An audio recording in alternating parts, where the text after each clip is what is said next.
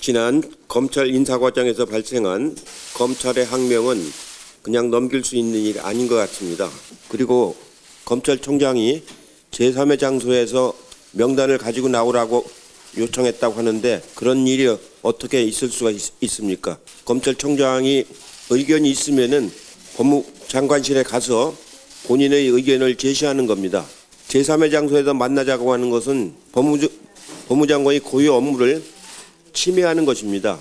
비례한국당이니 비례자유한국당이니 명칭이 난무하는데 비례위성정당 명칭을 사용하는 것을 원천적으로 차단해야 할 것입니다.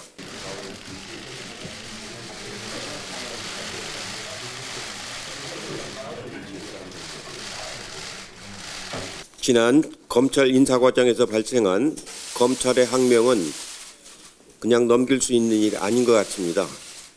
지검장급 인사에는 대통령의 권한입니다.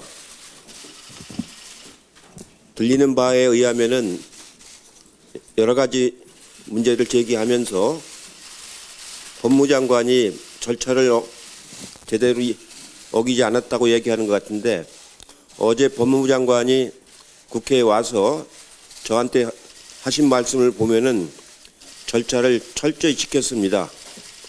그리고 검찰총장이 제3의 장소에서 명단을 가지고 나오라고 요청했다고 하는데 그런 일이 어떻게 있을 수가 있습니까?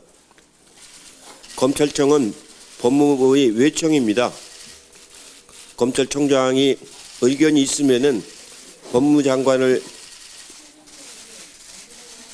법무장관실에 가서 본인의 의견을 제시하는 겁니다. 제3의 장소에서 만나자고 하는 것은 법무장관이 고유 업무를 침해하는 것입니다.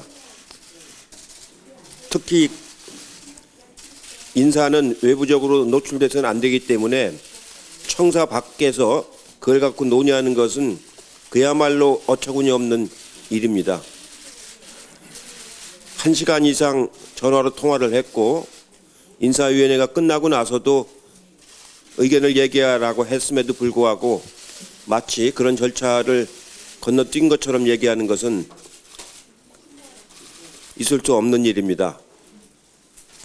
검찰이 지금까지 이런 행태를 해왔기 때문에 검찰 개혁을 해야 된다는 요구가 많았던 것입니다. 다시 한번 말씀을 드립니다. 검찰청은 이번을 계기로 해서 자기 혁신을 하고 검찰 본연의 모습으로 돌아갈 수 있도록 반성을 해야 될 것입니다. 어제 한국당이 본회의를 보이콧해서 결국 다른 야당과 본회의를 열고 198개 민생법안을 처리하고 형사소송법을 상정을 했습니다. 새해를 맞아 모처럼 국회가 민생을 위해 뜻을 모으는 모습을 보일 줄 알았는데 자유한국당은 결국 약속을 저버렸습니다. 이제 연금 3법이 개정되어서 설 명절에 더 많은 어르신과 장애인분들께 인상된 연금 지급이 가능하게 되어 다행입니다. 또한 데이터 3법, 수소경제법, 소상공인 기본법, 지방 일괄 일양법 등이 통과되어 민생 안정과 경제 활력에 숨통을 트이게 됐습니다. 형사소송법도 상정이 되었는데 필리버스터를 종결한 상태에서 정회를 하였습니다.